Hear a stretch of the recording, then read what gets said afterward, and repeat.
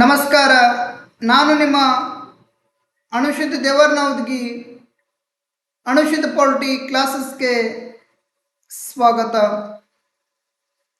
ಇಂದಿನ ಸಂಚಿಕೆಯಲ್ಲಿ ನಾವು ನಮ್ಮ ರಾಜ್ಯಶಾಸ್ತ್ರಕ್ಕೆ ಸಂಬಂಧಪಟ್ಟಿರ್ತಕ್ಕಂಥ ನೋಟ್ಸಿನ ಬಗ್ಗೆ ನಾವು ಮಾಹಿತಿಯನ್ನು ತಿಳಿದುಕೊಳ್ಳೋಣ. ದ್ವಿತೀಯ PUC ರಾಜ್ಯಶಾಸ್ತ್ರ ಪಠ್ಯಕ್ರಮಕ್ಕೆ ಸಂಬಂಧಪಟ್ಟಿರ್ತಕ್ಕಂಥ ನೋಟ್ಸಿನ ಮಾಹಿತಿ. ಇನ್ನೂ ಯಾರು ಅನುಷಿತ್ ಪಾಲಿಟಿ ಯೂಟ್ಯೂಬ್ ಕ್ಲಾಸಸ್ ಏನೈತಲ್ಲ, ಯಾರು ಸಬ್ಸ್ಕ್ರೈಬ್ ಮಾಡಿಕೊಂಡಿಲ್ಲ ಸಬ್ಸ್ಕ್ರೈಬ್ ಮಾಡಿಕೊಳ್ಳಿ. ಅಷ್ಟೇ ಅಲ್ಲದ ಸ್ನೇಹಿತರೆ, ನಿಮ್ಮ ಎಲ್ಲ ಸ್ನೇಹಿತರಿಗೆ ಶೇರ್ ಮಾಡಿ.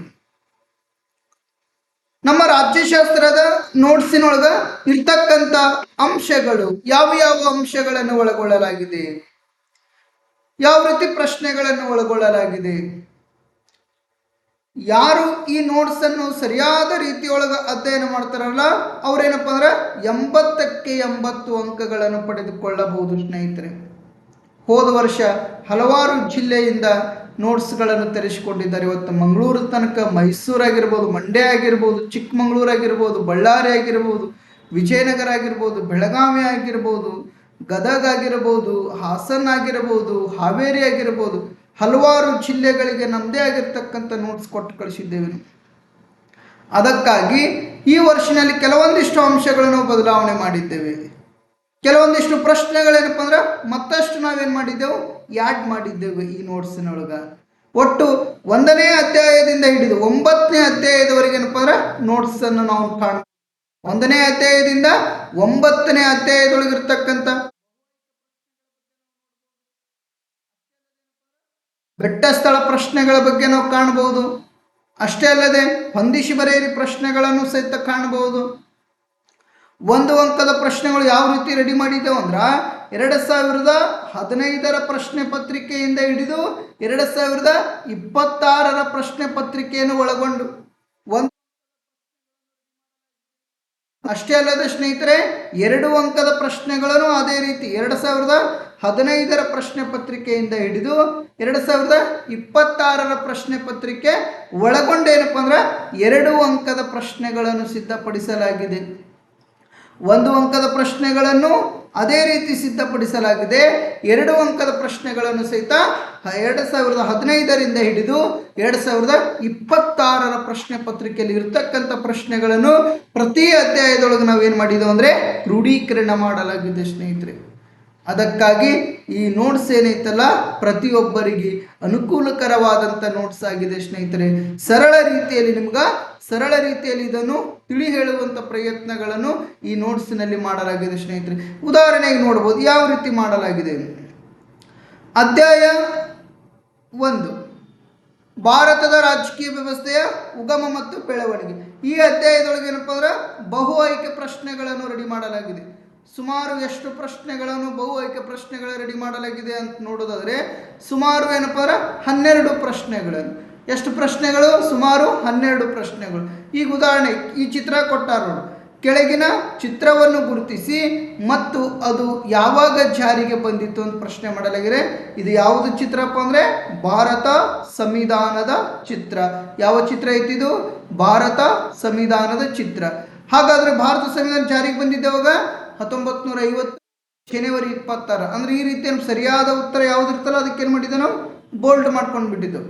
ಇಲ್ಲಿ ನೋಡ್ಬೋದು ಅಧಿಕಾರವನ್ನು ಕಂಪನಿಯಿಂದ ಕ್ರೌನ್ಗೆ ಬದಲಾಯಿಸಿದ ಕಾನೂನು ಯಾವುದಂತ ಕೇಳಿದ್ರೆ 1858. ಈ ರೀತಿ ಏನಪ್ಪ ಅಂದ್ರೆ ಬೋಲ್ಡ್ ಮಾಡಲಾಗಿದೆ ಸ್ನೇಹಿತರೆ.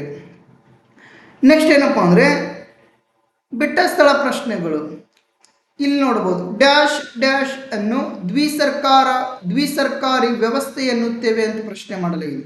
ಅಂದ್ರೆ ಡಯಾರಿಕ್. ಇಲ್ಲೇ ಉತ್ತರ ಐತಿ ಸ್ನೇಹಿತರೆ. ಇನ್ನು ನೆಕ್ಸ್ಟ್ 2ನೇ ಪ್ರಶ್ನೆ, ಭಾರತ ಸಂಸತ್ತು ಇತ್ತೀಚೆಗೆ ಭಾರತ ಸಂವಿಧಾನದ ಡ್ಯಾಶ್ ಡ್ಯಾಶ್ ವಿಧಿಯನ್ನು ರದ್ದುಪಡಿಸಿತೆ ಅಂತ ಕೊಡಲಾಗಿದೆ. ಇಲ್ಲೆಷ್ಟು? 170ನೇ ವಿಧಿ. ಈ ರೀತಿ ಏನಪ್ಪ ನೋಟ್ಸ್ ಅನ್ನು ನಾವು ಸಿದ್ಧಪಡಿಸಲಾಗಿದೆ. ಇನ್ನು ಹೊಂದಿಸಿ ಬರೆಯಿರಿ ಪ್ರಶ್ನೆಗಳು ನೋಡ್ಬೋದು. ಭಾರತೀಯ ರಾಷ್ಟ್ರೀಯ ಕಾಂಗ್ರೆಸ್ ಹೋಲಿಕೆ ಆಗುವುದು ಯಾವುದು? B 1885. ಅಂದ್ರೆ ಒಂದಂತ ರೈಟ್ ಮಾಡಿದೆವು. ಇನ್ನು ಗಡಿರೇಖೆ ಆಯೋಗದ ಅಧ್ಯಕ್ಷರು ಯಾರು? Sir Cyril ರಾಡ್ಕ್ಲಿಫ್. ಭಾರತ ಉಕ್ಕಿನ ಮನುಷ್ಯ ಯಾರು? ಸರ್ದಾರ್ ವಲ್ಲಭಭಾಯ್ ಪಟೇಲ್. 3 ಅಂತ ಬರೆಯಲಾಗಿದೆ. ಬಾಂಬೆ ವಿಭಜನೆ ಆಗಿದ್ದು 4. ಪ್ರಥಮ ಲೋಕಸಭಾ ಸ್ಪೀಕರ್ ಯಾರು GV ಮಾವಳಂಕರ್ ಅಂದರೆ ಗಣೇಶ್ ವಾಸುದೇವ್ ಮಾವಳಂಕರ್.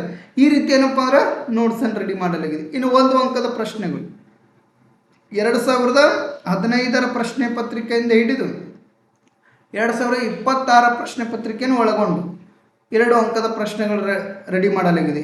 ಇದು 1 ಅಂಕದ ಪ್ರಶ್ನೆಗಳು. ನೆಕ್ಸ್ಟ್ 2 ಅಂಕದ ಪ್ರಶ್ನೆಗಳನ್ನು ಅದೇ ರೀತಿ 2 ಅಂಕದ ಪ್ರಶ್ನೆಗಳು. ನೆಕ್ಸ್ಟ್ ಏನಪ್ಪ ಅಂದ್ರೆ 5 ಅಂಕದ ಪ್ರಶ್ನೆಗಳು ನೋಡ್ಬೋದು. ಎಲ್ಲ ಬೋಲ್ಡ್ ಮಾಡಿದ್ದವು. 1 ಅಂಕಕ್ಕೆ ಯಾವ ಕೇಳ್ತಾನೆ, 2 ಅಂಕಕ್ಕೆ ಯಾವ ಕೇಳೋನಲ್ಲ, ಅಲ್ಲೇನು ಮಾಡಿದ್ದಾನಪ್ಪ ಬೋಲ್ಡ್ ಮಾಡ್ಕೊಂಡು ಹೈಲೈಟ್ ಮಾಡ್ಕೊಂಡಿದ್ದೆ ನಾವು ಈ ನೋಟ್ಸ್ ಒಳಗೆ.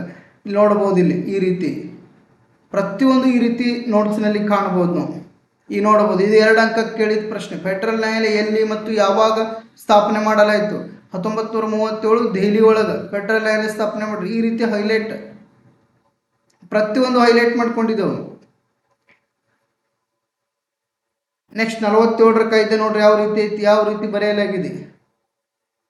ನೆಕ್ಸ್ಟ್ ಮಧ್ಯಂತರ ಸರ್ಕಾರ, ಇದು 2026 ಪ್ರಶ್ನೆ ಪತ್ರಿಕೆಯಲ್ಲಿ ಕೇಳಿರ್ತಕ್ಕಂಥ ಪ್ರಶ್ನೆ ನೋಡಿ ಸ್ನೇಹಿತರೆ. ಇನ್ನು ಪ್ರಥಮ ಸಾರ್ವತ್ರಿಕ 47 2026 ಒಳಗೆ ಕೇಳಲಾಗಿದೆ. ಇನ್ನು ಪ್ರಥಮ ಸಾರ್ವತ್ರಿಕ, ಈ ಸಾರ್ವತ್ರಿಕ ಏನೈತಲ್ಲ ಸಾಮಾನ್ಯ ಅಂತಲೂ ಕರೀತಾರೆ, ಮಹಾ ಚುನಾವಣೆ ಅಂತಲೂ ಕರೀತಾರೆ. 3 ಪದಗಳನ್ನು ಆ್ಯಡ್ ಮಾಡಿದ್ದೆವು, ಕನ್ಫ್ಯೂಸ್ ಆಗಬಾರ್ದಂತ ವಿದ್ಯಾರ್ಥಿಗಳಿಗೆ. ನೋಡ್ಬೋದು ಇಲ್ಲಿ ಭಾರತ ಸಂವಿಧಾನ ಜಾರಿಗೆ ಬಂದ ವರ್ಷ ಆಗಲೇ ನಾವು ಪ್ರಶ್ನೆ ನೋಡ್ಕೊಂಡಿದ್ದೆವು. ಯಾವಾಗ ಜಾರಿಗೆ ಬಂತು? 1950 ಜನವರಿ 26. ಅಂದರೆ ಯಾವ ಪ್ರಶ್ನೆಗಳನ್ನು ಕೇಳಿರ್ತಾನ ಅವಕ್ಕೆ ನಾವೇನು ಮಾಡಿದ್ದೆವು, ಬೋಲ್ಡ್ ಮಾಡ್ಕೊಂಡಿದ್ದೆವು, ಅಂದರೆ ಹೈಲೈಟ್ ಮಾಡ್ಕೊಂಡಿದ್ದೆವು ನಾವೆಲ್ಲ ನೇರವಾಗಿ ಅರ್ಥ ಆಗಲಿ ಅಂತ. ಇನ್ನು ಪಟೇಲ್ ಸ್ಕೀಮ್ ನೋಡಿ ಸ್ನೇಹಿತರೆ. ನೆಕ್ಸ್ಟ್ ದೇಶೀಯ ಸಂಸ್ಥಾನಗಳ ಏಕೀಕರಣ, ಜುನಾಗಢ್ನು ಆ್ಯಡ್ ಮಾಡಿದ್ದು, ಹೈದರಾಬಾದ್ನು ಆ್ಯಡ್ ಮಾಡಿದ್ದು. ಕಾಶ್ಮೀರ ಯಾಕಂದ್ರೆ ಕೆಲವೊಂದು ಸಲ 2 ದೇಶೀಯ ಸಂಸ್ಥಾನ ಇಟ್ಕೊಂಡು 5 ಮಾರ್ಕ್ಸಿಗೆ ಕೇಳ್ತಾನೆ, ಕೆಲವೊಂದು ಸಲಪ್ಪ 3 ದೇಶೀಯ ಸಂಸ್ಥಾನಗಳು ಇಟ್ಕೊಂಡು 5 ಮಾರ್ಕ್ಸಿಗೆ ಕೇಳ್ತಾನೆ. ಅದಕ್ಕಾಗಿ 3 ದೇಶೀಯ ಸಂಸ್ಥಾನಗಳು ಆ್ಯಡ್ ಮಾಡಲಾಗಿದೆ, ನಾವು ಕಂಪಲ್ಸರಿ ಪೀಠಿಕೆ ಹಾಕಿದ್ದೆವು ನಾವು. ನೆಕ್ಸ್ಟ್ ಭಾಷಾವಾರು ರಾಜ್ಯಗಳ ಪುನರಚನೆಯನ್ನು ವಿಶ್ಲೇಷಿಸಿ ಅಂತ ಐತೆ ನೋಡಿ ಸ್ನೇಹಿತರೆ. ನೆಕ್ಸ್ಟ್ ಭಾರತದಲ್ಲಿರುವ 28 ರಾಜ್ಯಗಳು 8 ಕೇಂದ್ರಾಡಳಿತ ಪ್ರದೇಶಗಳ ಪಟ್ಟಿ. ಪ್ರತಿ ಅಧ್ಯಾಯ ಈ ರೀತಿ ಮಾಡ್ಕೊಂಡಿದ್ದೆವು ನೋಡಿ. ಮತ್ತೆ ಇಲ್ಲೇನಪ್ಪ ಬಹು ಆಯ್ಕೆ ಪ್ರಶ್ನೆಗಳು, ಅಧ್ಯಾಯವಾರು ಬಹು ಆಯ್ಕೆ ಪ್ರಶ್ನೆಗಳು ಚಿತ್ರಗಳು ಸಮೇತ.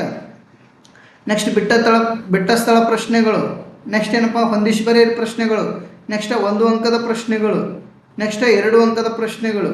ನೆಕ್ಸ್ಟ್ ಏನಪ್ಪ 5 ಅಂಕದ ಪ್ರಶ್ನೆಗಳು. ಚುನಾವಣೆಯ ಮಹತ್ವ, ಪ್ರತ್ಯಕ್ಷ ಚುನಾವಣೆಯ ಲಕ್ಷಣಗಳು, ನೆಕ್ಸ್ಟ್ ಪರೋಕ್ಷ ಚುನಾವಣೆಯ ಲಕ್ಷಣಗಳು. ನೆಕ್ಸ್ಟ್ ಏನಪ್ಪ ಅಂದರೆ ಮತದಾರ ಗುರುತಿನ ಚೀಟಿ ಎಫಿಕ್. ನೆಕ್ಸ್ಟ್ EVM ವಿದ್ಯುನ್ಮಾನ ಮತಯಂತ್ರ. ನೆಕ್ಸ್ಟ್ ಪಕ್ಷಾಂತರ ನಿಷೇಧ ಕಾಯ್ದೆ ಬಗ್ಗೆ ನೋಡ್ಬೋದು ಸ್ನೇಹಿತರೆ. ಇನ್ನು 10 ಅಂಕದ ಪ್ರಶ್ನೆಗಳು. ಭಾರತದಲ್ಲಿ ಪಕ್ಷ ಪದ್ಧತಿ ಸ್ವರೂಪ, ಇದು 10 ಅಂಕಕ್ಕೆ ಫಿಕ್ಸ್ ಬರುವಂಥ ಪ್ರಶ್ನೆಗಳು. ನೆಕ್ಸ್ಟ್ ರಾಜಕೀಯ ಪಕ್ಷಗಳು ಕಾರ್ಯಗಳು, ಇದು ಸಹಿತ 10 ಅಂಕಕ್ಕೆ ಕೇಳುವಂಥ ಪ್ರಶ್ನೆಗಳು 2ನೇ ಅಧ್ಯಾಯದೊಳಗೆ. ನೆಕ್ಸ್ಟ್ 3ನೇ ಪ್ರಶ್ನೆ, ಚುನಾವಣಾ ಆಯೋಗ ರಚನೆ, ಅಧಿಕಾರ ಮತ್ತು ಕಾರ್ಯಗಳು ವಿವರಿಸಿ ಅಂತ. ಇದು ಸಹಿತ ಏನಪ್ಪ 10 ಅಂಕಕ್ಕೆ ಕೇಳುವಂಥ ಪ್ರಶ್ನೆಗಳು. ಪ್ರತಿ ಅಧ್ಯಾಯವಾರ ಏನಪ್ಪ ಅಂದ್ರೆ ನಾವು ಈ ರೀತಿ ನೋಟ್ಸನ್ನು ಸಿದ್ಧಪಡಿಸಲಾಗಿದೆ. ಅಷ್ಟೇ ಅಲ್ಲದೆ ಸ್ನೇಹಿತರೆ, ನಿಮಗೆ ಈ ಅಂದರೆ ನಿಮಗೆ ಶಾರ್ಟ್ಕಟ್ ಕೀ ಪಾಯಿಂಟ್ಸ್ ಅನುಕೂಲ ಆಗಲಿ ಅನ್ನುವಂಥ ದೃಷ್ಟಿಕೋನದಿಂದ ಈ 1935 ಕಾಯ್ದೆ ಏನೈತಲ್ಲ, ಇದು ಜಾಸ್ತಿ ಏನು ಮಾಡ್ಯಾನಪ್ಪ 5 ಅಂಕಕ್ಕೆ ಕೇಳುವಂಥ ಪ್ರಶ್ನೆ ಇದೆ. ಎಷ್ಟು ಅಂಕಕ್ಕೆ ಕೇಳ್ತಾನೆ ಇದು? 5 ಅಂಕಕ್ಕೆ ಕೇಳುವಂಥ ಪ್ರಶ್ನೆ ಇದೆ. ಯಾವುದು? 1935 ಭಾರತ ಸರ್ಕಾರ ಕಾಯ್ದೆ. ಇಲ್ಲೇನಪ್ಪ ಅಂದ್ರೆ 35 ಭಾರತ ಸರ್ಕಾರ ಕಾಯ್ದೆ. ಇವೆಷ್ಟದಾವ ಪಾಯಿಂಟ್ಸ? 6 ಪಾಯಿಂಟ್ಸ್ ಅದಾವ.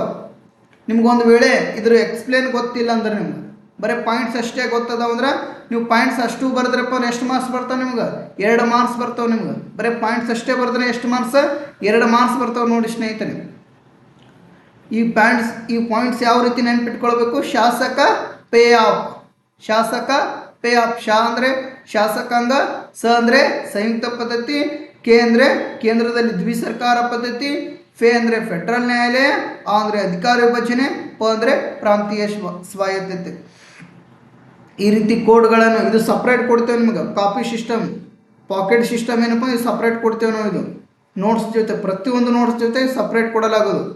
ನೆಕ್ಸ್ಟ್ ಭಾರತ ಪಕ್ಷ ಪದ್ಧತಿ ಸ್ವರೂಪ, ಇದಕ್ಕೆ ಯಾವ ರೀತಿ ಕೋಡ್ ಮಾಡಲಾಗಿದೆಪ್ಪ ಅಂದರೆ ಭಾರತದಲ್ಲಿ ಸಾಬಪ್ಪ ಪ್ರಾಣಪ್ಪ ಏತ್ ಬಿಂದಾಸ್ ಎಡದಲ್ಲಿ ಪಕ್ಷ ಸೃಷ್ಟಿ ಮಾಡಿದ್ರಂತ ಐತೆ.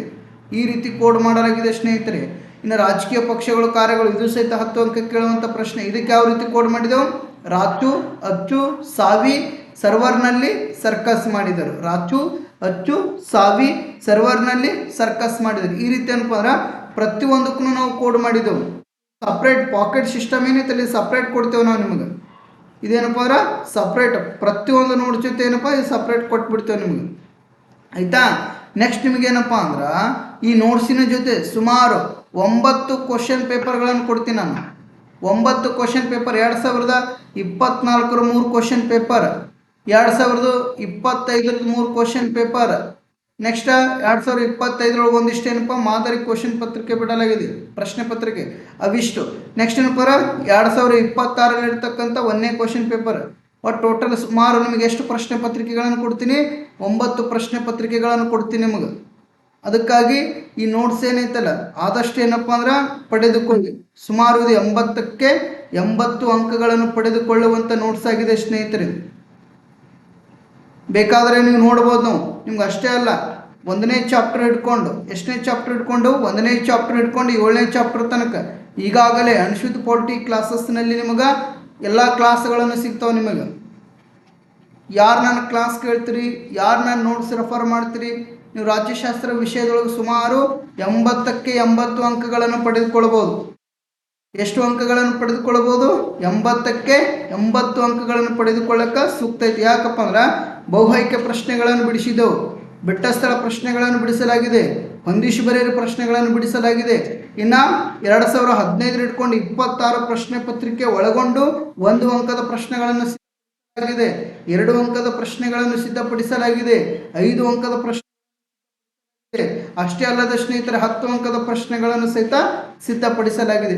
ಅದಕ್ಕಾಗಿ ಏನಪ್ಪ ಅಂದ್ರೆ ಯಾರಿಗಾದರೂ ನಿಮ್ಗೆ ನೋಟ್ಸ್ ಬೇಕಾಗಿತ್ತಪ್ಪ ಅಂದ್ರೆ ಈ ನಂಬರ್ಗೆ ಕರೆ ಮಾಡಿ. ಅಂದ್ರೆ 9966641005 ಈ ನಂಬರ್ಗೆ ಕರೆ ಮಾಡೋದ್ರ ಮುಖಾಂತರ ಏನಪ್ಪ ಅಂದ್ರೆ ನೋಟ್ಸನ್ನು ಪಡೆದುಕೊಳ್ಳಬಹುದು.